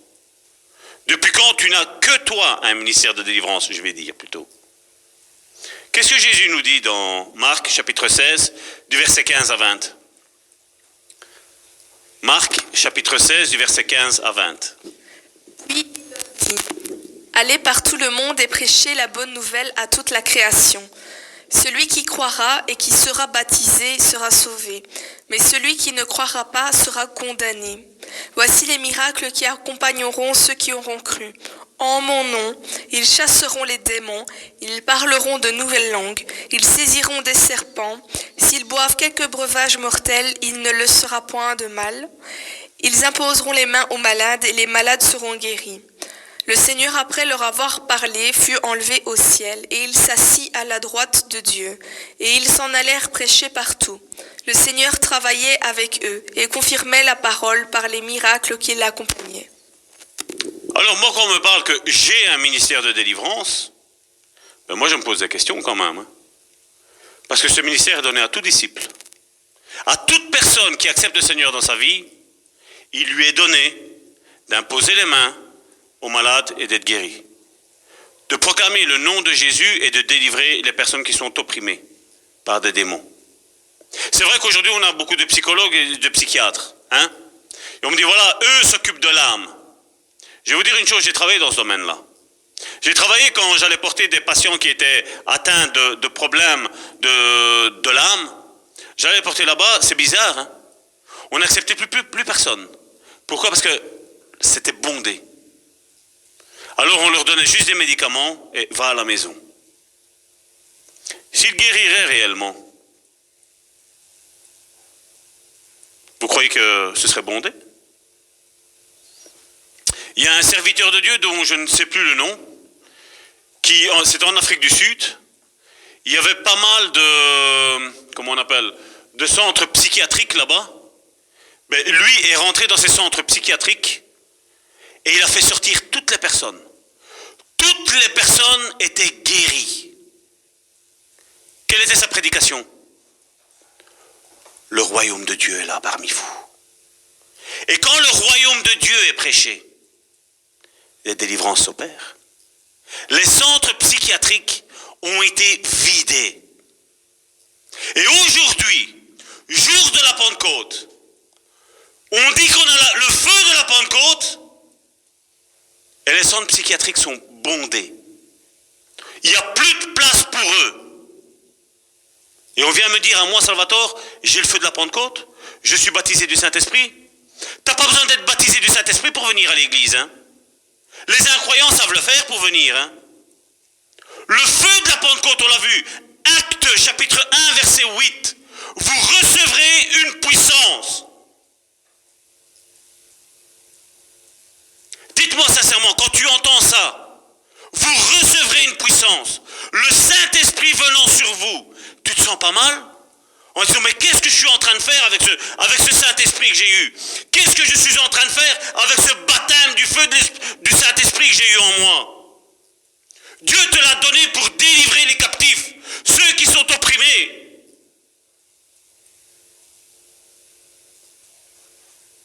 T'es chrétien? Oui, je vais à l'église.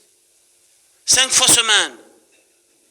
Et combien de démons t'as délivré? Non, on ne peut pas parler des démons, on peut pas. Non, on peut pas. On peut pas. Non, parce que tu sais, l'ennemi après il se fâche. Hein. Mais qui est plus fort, Dieu ou l'ennemi? Qui est plus fort? Jésus a vaincu à la croix. Et Jésus a donné cette puissance à travers le Saint-Esprit afin que tu mettes à mal le camp de l'ennemi. Afin que le diable et toute sa cohorte soient mal dans leur peau. Qu'ils fuient. Je me rappelle une fois, j'étais dans le centre de Charleroi. Et je marchais, j'allais avec un patient à l'hôpital, du travail que je faisais.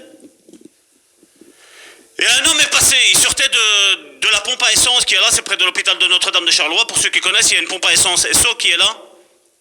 Et le type sort avec son café. Et moi j'arrive juste comme ça, on s'est rencontrés ainsi. Quand il m'a vu, il a fait ainsi. Son café, waouh, il l'a jeté. Et il m'a regardé. Et je l'ai vu traverser, il n'a même pas regardé. Il a traversé, il a fouillé. Et j'ai regardé, j'ai dit, waouh, c'est quoi? Et je suivais l'homme avec ça. J'ai même dit au patient, je dis, viens avec moi, viens, on fait demi-tour. Et j'ai regardé où est-ce qu'il est rentré. J'ai traversé avec ce patient-là. Vous pouvez regarder, c'est en face de la pompe Esso à Charleroi, sur la sonnette de cette maison-là. Il y avait l'étoile de Baphomet dessus, de Satan. Il a ressenti l'opposition. Et quand tu as le Saint-Esprit, l'ennemi ressent l'opposition. C'est ça qui atteste que tu es un enfant de Dieu, que tu proclames le royaume de Dieu. Combien de fois ça t'est jamais arrivé? T'as rien fait, les gens sont contre toi. Mais c'est la lumière qui est en toi qui les gêne, qui les dérange. Tu crois que le diable va venir et dire, ouais, c'est bien, tu fais du mal à mon royaume, c'est bien, continue comme ça. Mais non, l'ennemi, qu'est-ce qu'il va venir faire? Personne ne veut de toi, personne ne t'aime. C'est ce qu'il fait, l'ennemi. Comme je disais la semaine semaine prochaine, on va parler du rejet. Vous croyez avec tout ce qui se passe aujourd'hui dans la situation sociale que nous avons aujourd'hui, vous croyez qu'il n'y a pas une personne qui a un rejet? Mais tout le monde a le rejet. Les enfants victimes de parents qui divorcent sont infectés par le rejet. Tu vas dire une fois à ton enfant, t'es un moins que rien. Le rejet est là. Il s'installe. Avec tous ses copains, il s'installe. Allez parler à quelqu'un qui a le rejet. Allez parler. Et il y en a plein, je vous dis, il y en a plein. Plein. C'est de pire en pire. Il y a 2000 ans, je ne sais pas combien de milliers de démons il y avait. Mais aujourd'hui, c'est pire aujourd'hui. Vous avez vu la société où nous vivons? Où ton employeur t'écrase? Ça te fait du bien, ah ouais? Ça te fait du bien quand ton employeur t'écrase? Ça te fait du bien quand ton collègue t'écrase, ah oui?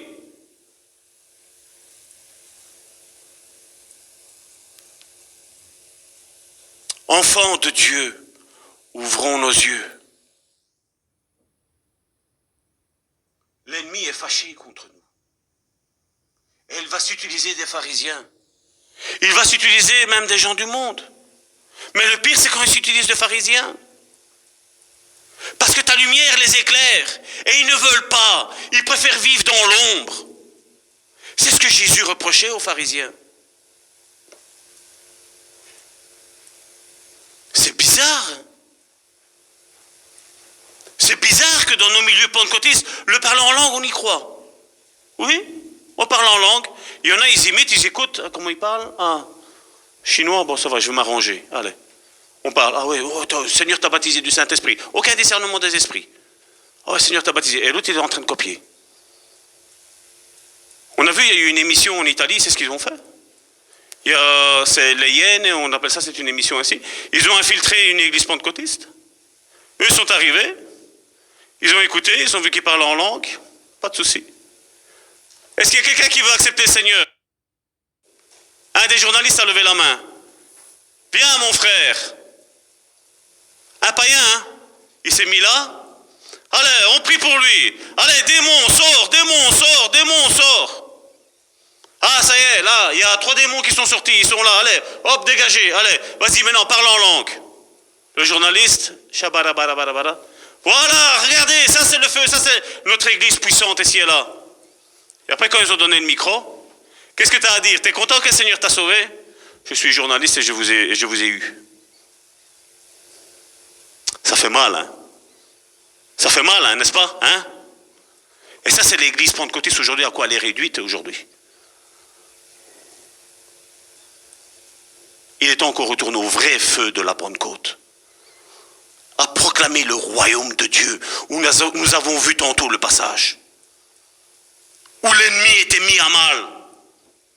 Où ce petit frère était tourmenté, un esprit sourd et muet. Jésus dit, sors! Et il est sorti. Ah oui, les pharisiens sont venus, c'est normal, hein, mais ils chassent par Belzébul. Et Jésus leur dit, et vos fils, par qui ils les chassent, vos fils? Eux seront vos juges. Et qu'est-ce qu'il a dit? Par tes paroles, tu seras jugé, et par tes paroles, tu seras condamné. Il dit, le blasphème du Saint-Esprit, il ne vous sera pas pardonné. Ni dans ce siècle, ni dans les prochains siècles qui arrivent, il ne sera pas pardonné.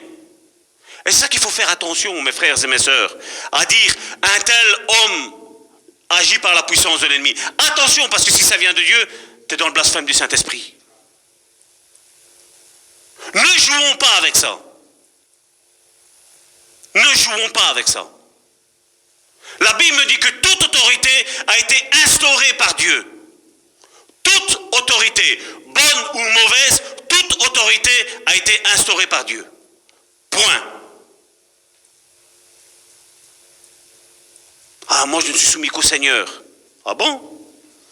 La Bible me dit soumettez-vous les uns les autres. Si tu n'arrives pas à te soumettre, tu as un problème d'orgueil, tu as un problème d'insoumission, tu es un rebelle. Tu es un rebelle. C'est facile d'aller parler derrière. Quand la personne n'est pas là, c'est facile d'aller parler. Ouais, la personne ne sait pas se défendre. Mais parle face à face. Comme je vous ai dit, un chrétien ne peut pas avoir de démons. Viens, on va prier ensemble. Moi, je défie quiconque, et vous devez défier quiconque, qui ne croit pas qu'un chrétien puisse avoir des démons. Priez avec lui. Déliez seulement. Vous allez voir qu'est-ce qui va se passer. Je le vois maintenant tous les jours. Tous les jours, je le vois. Tous les jours. Je vois que le peuple de Dieu est opprimé par Satan. Et il a besoin d'hommes et de femmes, pas de Salvatore. Il a besoin d'hommes et de femmes qui se lèvent pour délivrer nos frères et nos sœurs. Nous avons besoin des uns et des autres. Il n'y a pas de ministère de délivrance. Nous l'avons tous. À partir du moment où nous acceptons le Seigneur dans notre vie, voici les signes qui accompagnent ceux qui auront cru. Mais ferme tes portes. Ne t'aventure pas à faire quoi que ce soit, parce que l'ennemi ne va pas te rater. Ça, c'est sûr et certain, ça. Mais si tes portes sont fermées, si tu es sincère avec Dieu, si tu es sincère avec toi-même, si tu es sincère avec ta femme, tu peux prier contre n'importe qui, parce que l'enfer va te tourmenter. Rien qu'à savoir quand ils vont dire ton prénom et ton nom, ils vont dire non, non, pas lui, non, non, non, non. Attends, ne fais pas prier, attends, on prend nos valises et on s'en va, on part. Parce que la puissance est trop forte, là. Combien dans l'église ont peur de dire, voilà, j'ai commis tel péché, j'ai besoin de délivrance. Combien on a... Pourquoi? Et je comprends. Parce que les gens sont en train de pointer du doigt. Quelqu'un qui est addict à l'alcool, tu crois qu'il a envie d'être addict à l'alcool? Non, qu'il n'a pas envie de l'être. Encore plus s'il se dit chrétien. Mais il faut en parler, prendre une personne de confiance et dire, voilà, j'ai tel problème. Peut-on prier ensemble? Je vais t'être délivré de cette dépendance. Les enfants, la nouvelle génération de l'église de maintenant, vous croyez qu'elle n'a pas déjà de dépendance? Vous croyez qu'elle n'a pas de dépendance?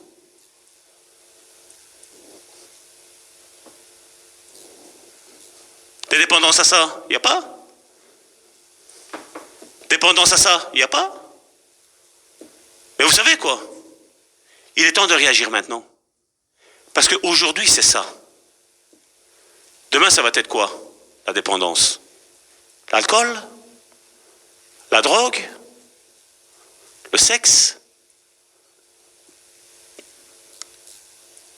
Il est temps de réagir. Il est grand temps de réagir. J'ai entendu des centaines de, je ne vais pas dire des milliers, des centaines de personnes me dire, Salvatore, tu te trompes. Mais j'ai entendu après, Salvatore, tu avais raison. Et qu'est-ce que tu fais maintenant? J'étais désobéissant. Je dis toujours, je ne ferme jamais la porte. Je dis, il est temps de te repentir. Il y a encore la possibilité de te repentir. Parce que la repentance est la clé à la délivrance. La repentance. Il y avait une femme qui était syrophénicienne. Et qu'est-ce qu'elle a dit? Seigneur, je mangeais à table. Et Jésus a dit, non, non, non. Il n'est pas bien de manger le pain des enfants. Hein? Il n'est pas bien de manger le pain. Elle a dit, les miettes, les chiens se nourrissent des miettes. Mais auparavant, Jésus avait traité ses enfants à elle de chiens. Imagine, ma sœur Joséphine, Jésus te parlait, tu dis, tes enfants, c'est des chiens. Imagine dans quel état tu serais. Et ça, c'est avec notre mentalité européenne. Mais dans leur mentalité, c'était quoi? Jésus est en train de leur dire, tes enfants, ce sont des démons. Le chien est une représentation de tout ce qui est diabolique, de tout ce qui est démoniaque. Et Jésus dit ça. Imagine Jésus dit ça à ton enfant. Mais qu'est-ce qu'il y a eu? Il s'est dit, si c'est le maître qui le dit. Et comme je dis, il ne faut pas regarder, moi je ne suis pas un maître, moi. Je suis le simple serviteur, moi. Simple serviteur. Mais si la Bible dit qu'un chrétien peut avoir des démons, c'est qu'un chrétien peut les avoir. Parce que comme je vous l'ai dit tantôt, beaucoup de chrétiens disent « je suis libre ». Libre en parole, mais les actes. Hein? Comme une fois, j'avais quelqu'un en face de moi, et il m'a tenu ce discours, il m'a dit « moi, Salvatore, l'ennemi ne peut pas me toucher ». Et je vais juste poser une question.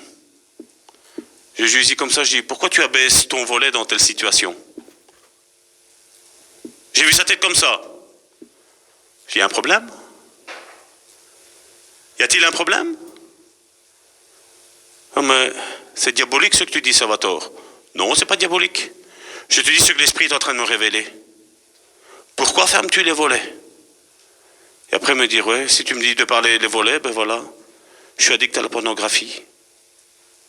J'ai dit, pourquoi tu fermes les volets? Pourquoi tu dis que tu es chrétien?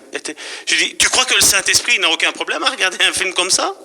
Sincèrement. Tu te dis chrétien, tu crois que le Saint-Esprit, pas de souci? Il va regarder avec toi, hein? Il va t'encourager peut-être même, hein? Non, il faut comprendre qu'il y a quelque chose qui te lie. C'est pas à moi de te dire tu as besoin de délivrance. Tu sais qu'est-ce qui te lie. Hein, quand on rentre dans l'église, couple main dans la main, on est amoureux ici et là. Mais quand on n'est pas à l'église, quand on est à la maison, qu'est-ce qui se passe? Moi j'en ai entendu, hein. Frère Salvatore, si tu savais comment il est à la maison. Mais ici non, ici il est plein d'amour. C'est pas de la schizophrénie, ça, sincèrement, allez. C'est pas de la schizophrénie? Si, c'est de la schizophrénie. Mais comme je dis, moi, je n'en veux pas, je veux dire même à ce frère qui est comme ça, je n'en veux pas. Comment quelqu'un qui bat sa femme, il bat ses enfants peut dire qu'il a le Saint-Esprit en lui, sincèrement? Dites-moi un petit peu. Vous voyez le Saint-Esprit faire ça, sincèrement? Le Saint-Esprit, c'est gentleman qui vient après toi et qui te dit, ma soeur, mon frère, on va travailler ensemble. Hein? On va travailler ensemble. Il n'est pas là pour nous condamner. Il est là pour nous porter dans les sentiers de la justice. Et nous porter dans l'accomplissement du royaume de Dieu. Notre Père qui es aux cieux, que ton règne vienne. Quand on dit que ton règne vienne, on l'a vu, c'est quoi? C'est la manifestation des démons. Où la puissance de Dieu est en toi. Telle que, comme je te dis tantôt, elle met à mal le camp de l'ennemi. C'est facile de dire, hein, comme je disais tantôt, le parler en langue, voilà. On ne le voit pas. C'est facile de dire à quelqu'un, voilà, tes péchés sont pardonnés. On ne le voit pas. Mais allez dire à quelqu'un, voilà, tes démons sont partis. On l'a lu tantôt, hein. On reconnaît l'arbre à son fruit. Si vous êtes réellement libre, j'ai déjà dit, vous serez réellement libre. Le péché ne t'attachera plus. C'est ce que Paul dit. Ne soyez plus esclaves du péché, parce que vous avez été affranchis de la loi du péché. Mais si tu commets ça, tu peux dire Salvatore, il ment, Salvatore. Je m'en fous de ce que tu dis de moi. Sincèrement, je m'en contrebalance. Mais la Bible, qu'est-ce qu'elle dit? Comme je dis, quand tu es chez toi, quand tu es au travail, c'est entre toi et Dieu, c'est pas avec moi.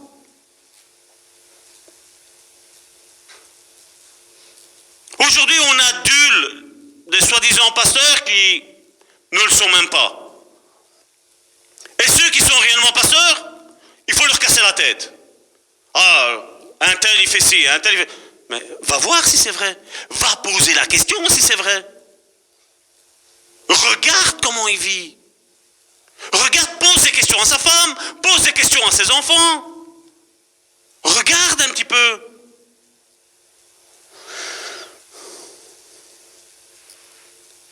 Quand il y a la présence du Saint-Esprit, je vous dis sincèrement, les démons bougent. Marc chapitre 9, c'est le verset 20 normalement, mais certaines versions ça commence au 19. Marc chapitre 9, verset 19. On le lui amena, et aussitôt que l'enfant vit Jésus, l'esprit l'agita avec violence. Il tomba par terre et se roulait en écumant. Qu'est-ce que la présence de Dieu fait? T'as pas besoin d'ouvrir ta bouche, hein? Les démons se manifestent tout de suite. On l'a vu ici, hein? J'étais juste en train de prêcher, la femme elle était ainsi, avortement. Et elle avait mal son ventre.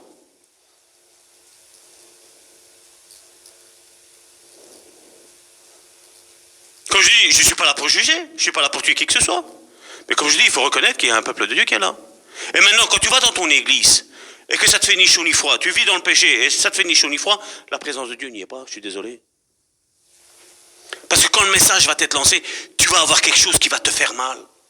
Tu vas te sentir face à face face avec Dieu, où tu vas dire, voilà, ça, il ne le savait pas, et là, il a dit, voilà, c'est la présence du Saint-Esprit qui est là au milieu de nous. Mais il ne fait pas ça pour nous écraser, le Saint-Esprit. Il nous fait ça pour nous rendre libres, pour passer à un autre niveau, à un autre cap. Parce que Dieu ne veut pas que tu restes dans ta situation. Tu dois être sincère avec toi-même, savoir qu'est-ce qui te rend addict.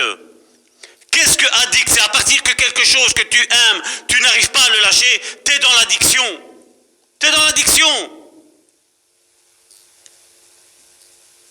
On peut être addict de la voiture aussi, hein? De tant de choses, hein? Addict de son pasteur aussi, hein?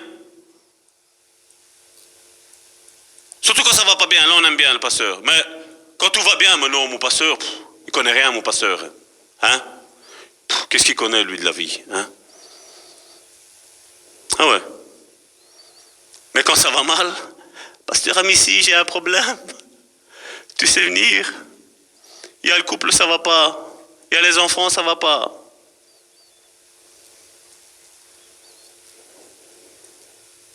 Hein? Si les murs pourraient parler dans nos maisons, hein? On en saurait des choses, hein? Hein?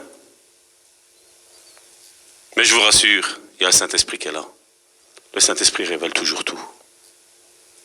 Je vous dis, hier soir encore au téléphone avec ma femme, on avait une personne, j'ai donné 2 points, les 2 points en plein dedans.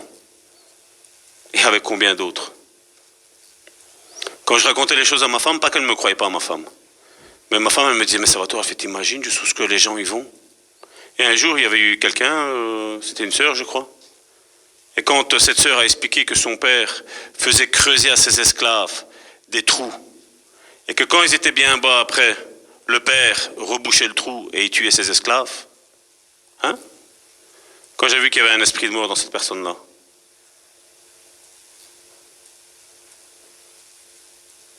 Et pourtant, il était diacre dans une église. Ah ouais, ça choque, hein? Ça choque, hein? Mais il va y avoir des responsabilités qui vont tomber. Des têtes vont tomber avec Dieu, je suis désolé. Hein? Dieu nous a donné d'être ministres de son œuvre et il ne faut pas jouer avec Dieu. Parce que les perdants, ce seront toujours nous. Hein? Toujours nous. Hein? N'oublions pas que c'est son église. Et que nous sommes ses brebis. Nous, je me mets dedans, nous sommes ses brebis. Moi, je prends soin de vous et vous prenez soin de moi. Ézéchiel 34.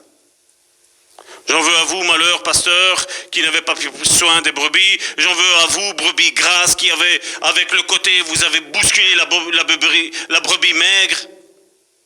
Ézéchiel 34, c'est la vision de l'Église. Hein?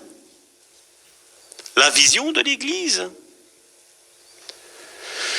Nous avons aussi un passage dans Luc, chapitre 4, versets 33 à 37. Je vais le lire moi parce que j'aimerais bien préciser quelques points. Après, tu feras la même chose avec le suivant. Luc, chapitre 4, du verset 33 à 37. Il se trouva dans la synagogue. Si on doit prendre au terme d'aujourd'hui, dans l'église. Un homme qui avait un esprit de démon impur.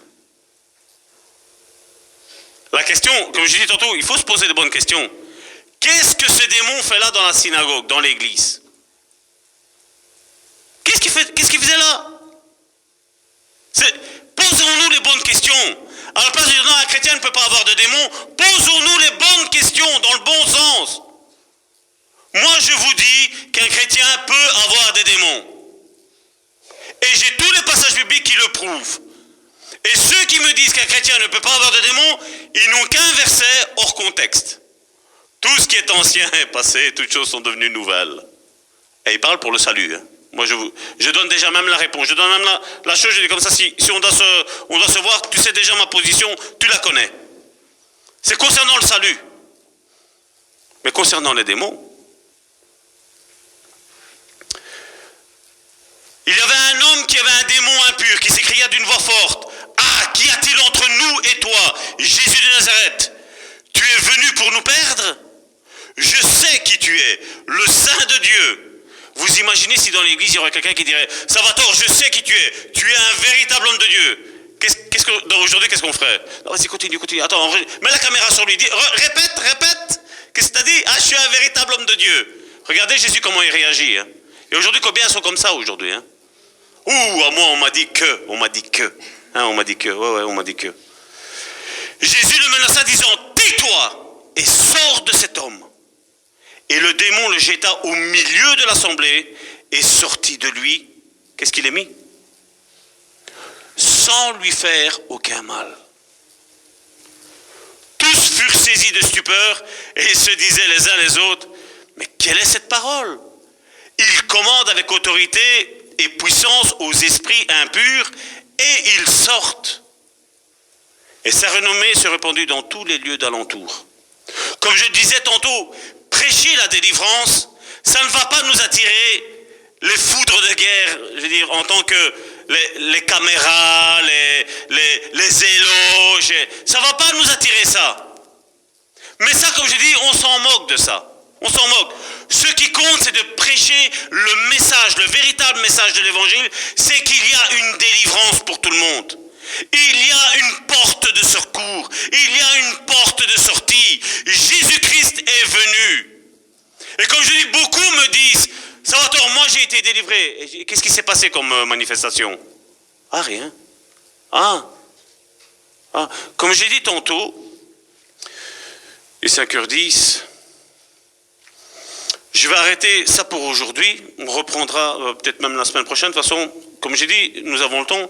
Le temps, maintenant, tant que vous allez me voir ici, je crois que ça va être jusqu'à la fin de l'année, tout le message va être sur la délivrance. Sur la crainte, sur la peur, sur la timidité, parce que ça aussi, hein.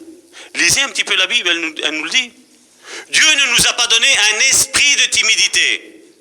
Je répète, vous pouvez aller le chercher. Je ne sais, tu l'as, Joséphine, c'est dans quel passage qui est là? J'ai juste souligné esprit normalement. Comme ça, ils pourront aller voir à la maison et ça va un petit peu les aider. C'est 2 Timothée 1,7. 2 Timothée chapitre 1 verset 7. Vas-y. Car ce n'est pas un esprit de timidité que Dieu nous a donné, mais un esprit de force, d'amour et de sagesse. Voilà. Dieu ne nous a pas donné un esprit de timidité. Pourquoi il ne dit pas... Christian, tu l'as mis ici, Jenny? Mets-le ici. 2 Timothée chapitre 1 verset 7. Comme ça, on va l'analyser, on va finir avec ça aujourd'hui.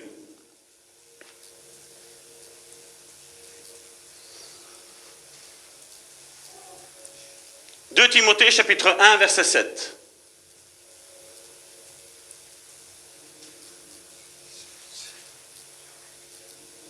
Car ce n'est pas un esprit de timidité que Dieu nous a donné. Pourquoi il n'a pas dit, car ce n'est pas la timidité que Dieu nous a donné? Pourquoi il a précisé un esprit de timidité? Pourquoi? Pourquoi il y a ce petit mot qui est là? Pourquoi? Et si ce n'est pas Dieu qui le donne, c'est qui le donne? Vous voyez les questions qu'il faut se poser? Vous voyez comment on médite la parole de Dieu? Car Dieu ne nous a pas donné un esprit de timidité. Donc, qui est-ce qui a donné cet esprit de timidité? C'est le diable. Hein? C'est le diable. Hein? Est-ce que tu as besoin de délivrance pour ta timidité? Si ce n'est pas Dieu qui l'a donné, moi je pense que tu as besoin d'une délivrance. Parce que c'est l'ennemi qui l'a donné. Et nous, qu'est-ce qu'on dit, hein? Alors, dans les églises pentecôtistes, on dit, ouais, Dieu ne nous a pas donné un esprit de timidité. Ouais? Tu crois à la délivrance? Non. Ah, tu crois pas? Et qu'est-ce qu'il vient faire là? Qu'est-ce que cet esprit de timidité vient faire dans la vie des chrétiens? Comme je dis, je ne vois pas des démons partout.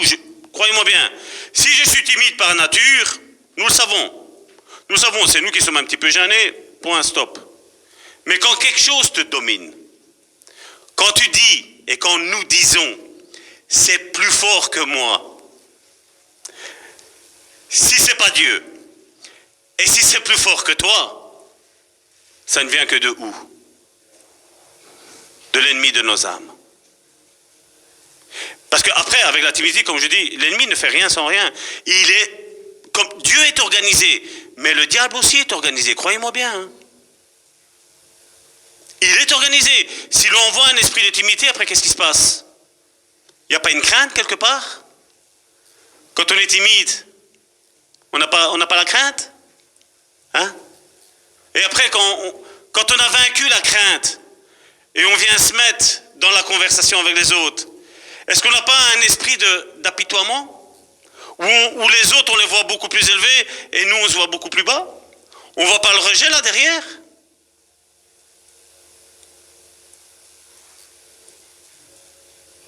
L'ennemi est organisé. Dieu est organisé et l'Église est désorganisée. Voilà pourquoi l'Église aujourd'hui elle est dans cet état-là. Mais maintenant c'est plus facile de dire non, la timidité, non, c'est un état émotionnel, c'est un choc émotionnel. Même au travers des chocs émotionnels, les démons peuvent rentrer. Tu peux avoir que tu ouvres la porte, oh, c'est rentré. Qu'est-ce que t'en peux? Qu'est-ce que t'en peux? Rien. T'as eu un choc. Mais la bonne nouvelle c'est quoi? Il y a l'Église qui est là. Il y a ton frère et ta sœur qui est là pour le faire sortir. Parce que le plus important, quand je vois aujourd'hui, comment c'est rentré ce démon-là dans ta vie? Alors on commence à regarder, à structurer, Vous savez quoi, moi je ne travaille pas comme ça, moi. Moi je m'en contrebalance de comment il est rentré. La seule chose que je sais, c'est qu'il va sortir. Point barre.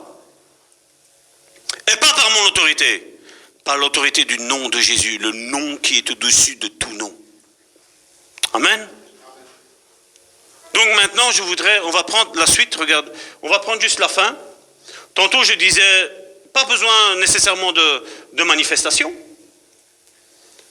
Vous savez, esprit, je vais quand même reprendre ça, pour qu'on comprenne bien un petit peu ma pensée aussi, pour ce qui va être fait. C'est la dernière page, Joséphine. Le mot esprit vient de l'hébreu roua, qui veut dire souffle. Dieu, quand il a créé Adam, qu'est-ce qu'il a fait? Il lui souffla dans ses narines un esprit de vie. La roua. Il lui a soufflé. Jésus, à un moment donné, avec ses disciples, qu'est-ce qu'il a fait? Il a soufflé sur eux. Et qu'est-ce qu'il a dit? Je ne sais plus, c'est dans Jean, si mes souvenirs sont bons.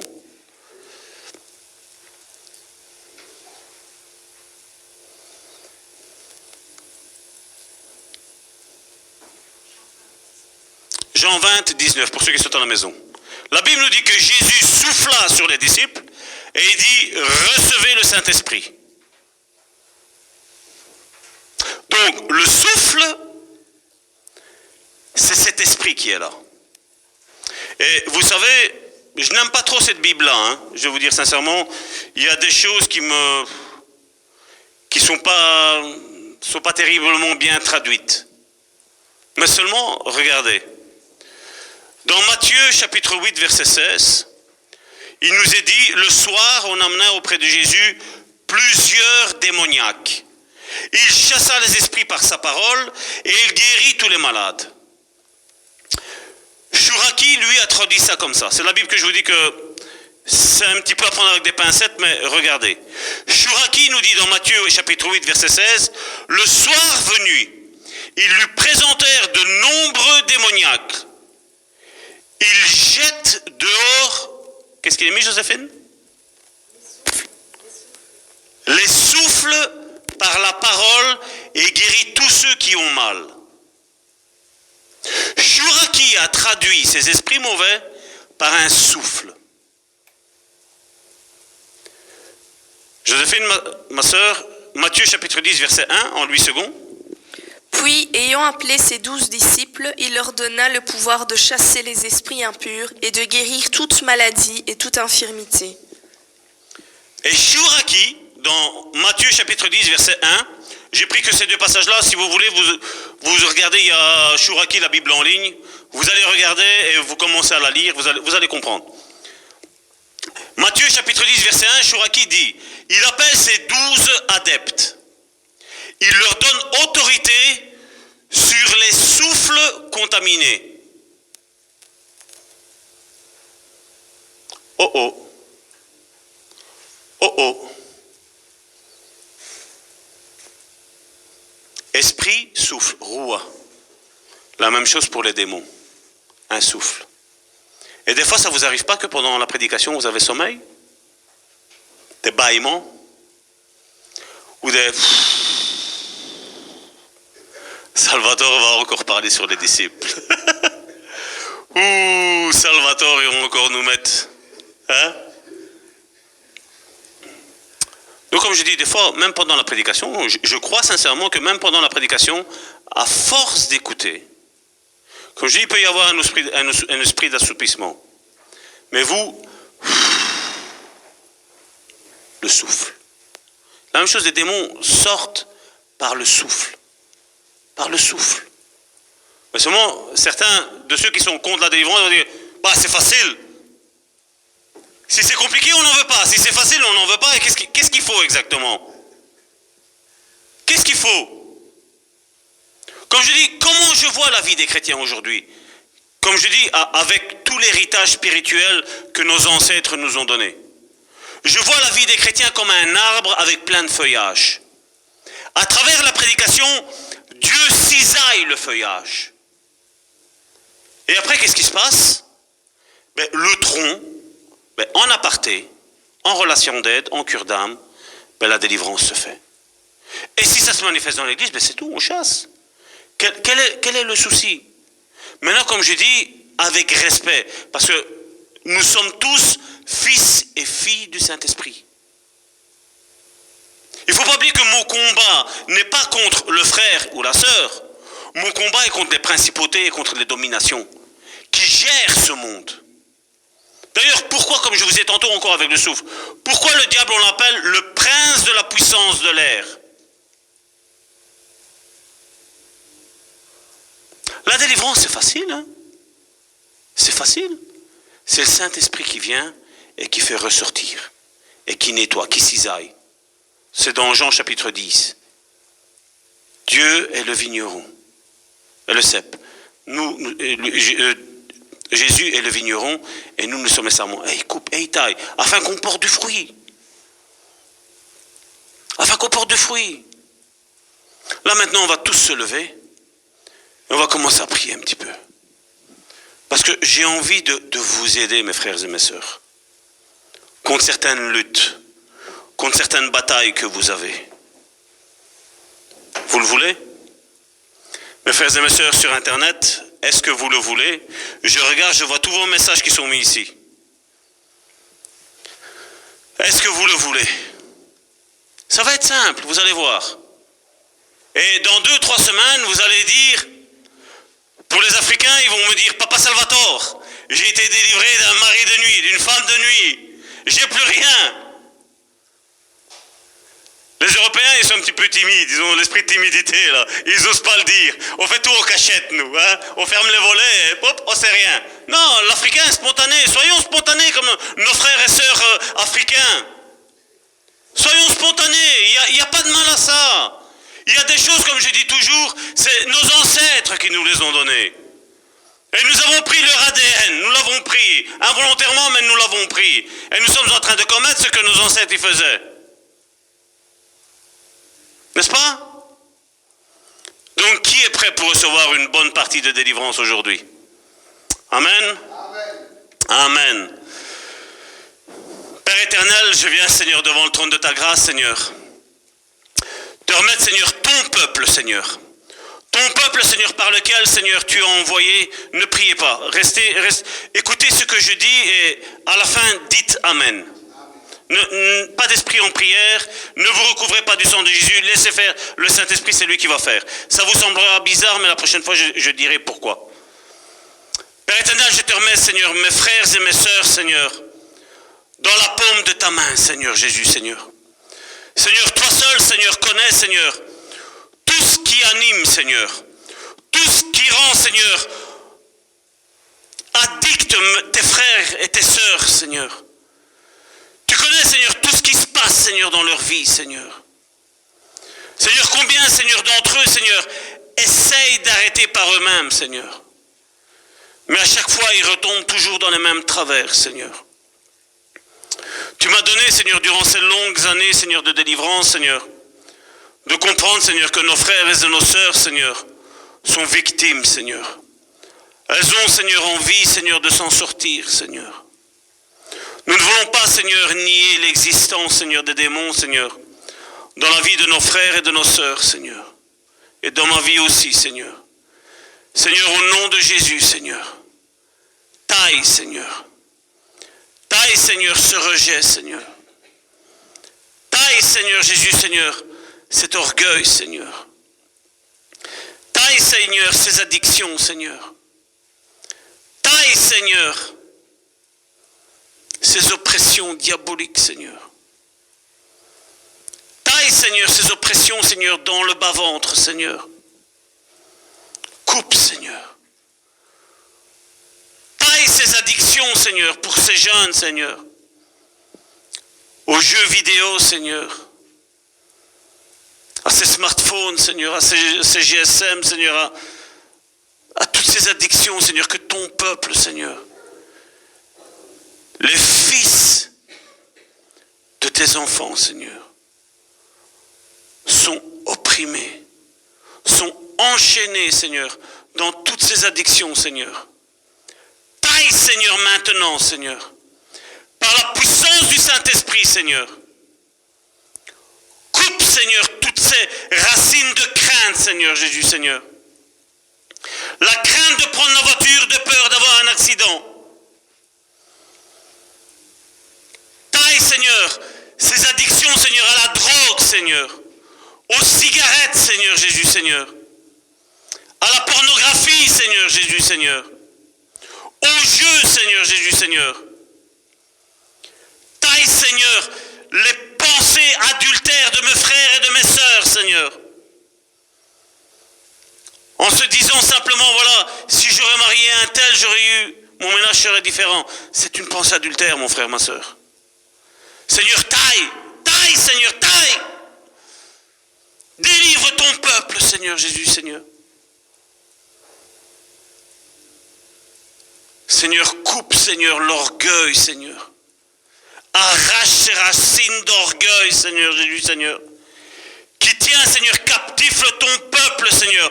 Qui ont peur de venir trouver des personnes sincères qui vont être là pour les libérer, pour prier avec eux, afin qu'ils soient libres, réellement libres, Seigneur. C'est l'orgueil qui fait ça. C'est l'orgueil qui te tient opprimé dans ton péché, dans tes péchés.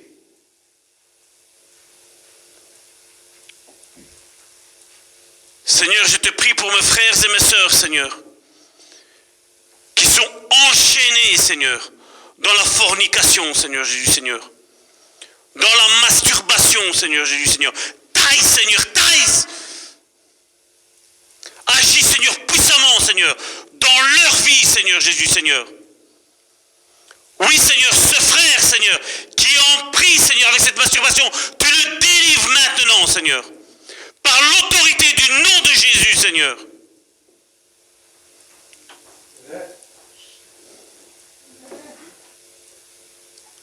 Père, je te prie, Seigneur, de délivrer, Seigneur, ton peuple, Seigneur, de tous les cancers diaboliques, Seigneur, de toutes les maladies qui sont diaboliques, Seigneur Jésus, Seigneur, qui viennent par la voyance. Cet esprit de Python sort maintenant au nom de Jésus. Je prie pour tous mes frères et toutes mes sœurs, et je sais qu'ils sont nombreux, qui ont ce rejet. Au nom de Jésus, je chasse ce rejet. Et je mets cet esprit d'adoption qui est en toi. L'esprit d'adoption qui crie « Abba, Père ». Ton père, ta mère t'ont peut-être rejeté. Mais Dieu, lui, t'a accepté.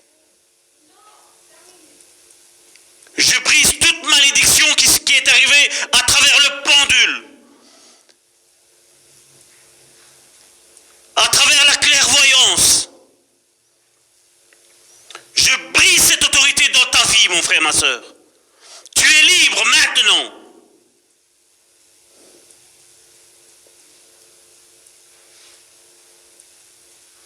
Je prie pour cet esprit de mensonge. Sors de ce corps. Sors maintenant au nom puissant de Jésus.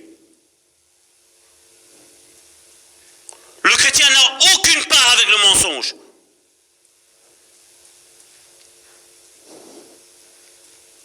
Mon frère, ma soeur, ça fait 12 ans que tu es converti. Ça fait 12 ans que tu luttes avec le même péché. Ça fait 12 ans que tu refuses de venir à Christ sincèrement et en toute humilité à cause de ce péché. Au nom de Jésus, tous expulse-le au nom puissant de Jésus.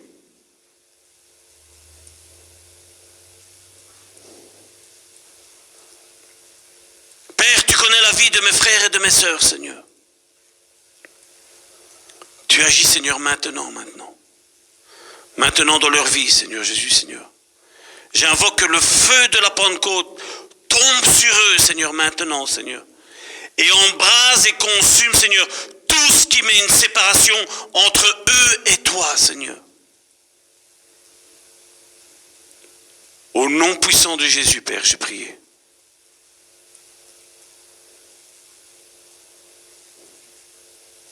Je parle à tout esprit d'interruption volontaire de grossesse. Sors, quitte ce corps. Esprit de mort, tu quittes maintenant.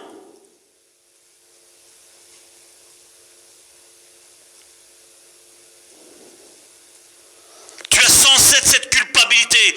Tu as 107 cette date. Tu as 107 cette heure. Où tu as été dans un centre pour faire une interruption volontaire de grossesse. Et tu vis sur la culpabilité. Dieu te délivre maintenant. Dieu te délivre maintenant de cette oppression, de cet esprit de mort. Dieu te délivre maintenant.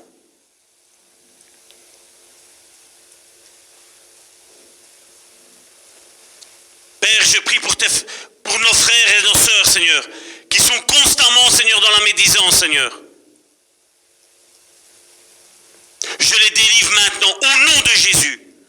Je chasse cet esprit de médisance.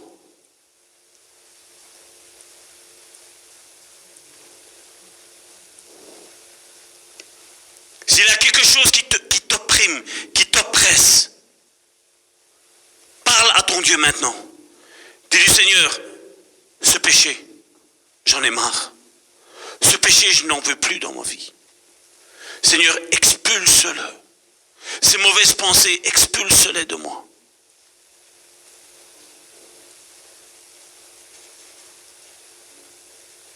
Attache-toi à ton mari, attache-toi à ta femme. Et ne pense à personne d'autre. Garde tes pensées pures. Pour ton époux, pour ton épouse. Ne regarde pas ces points négatifs. Regarde tous les points positifs. Et prie intensément. Faites sans cesse toutes sortes de prières.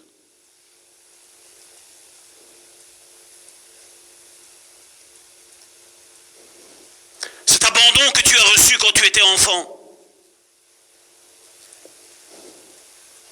Dieu te dit maintenant, je t'ai toujours recueilli dans mes bras d'amour. Je ne t'ai jamais rejeté. Viens dans la chambre secrète. Viens me dire tout ce qui te chagrine.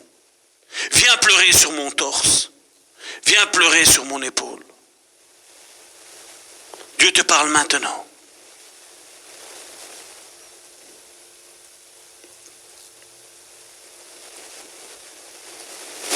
Il y a quelqu'un qui prie pour la conversion de ses parents. Et Dieu te dit une chose. Approche-toi de moi. Approche-toi de moi. Et je ferai le reste. Avant qu'il ne soit trop tard. Mais toi, approche-toi de moi. À travers ton obéissance, eux viendront à Christ. Ne te tracasse pas. Mais toi, approche-toi de moi. Mets ton orgueil de côté. Mets ton orgueil de côté. Au nom de Jésus. Amen.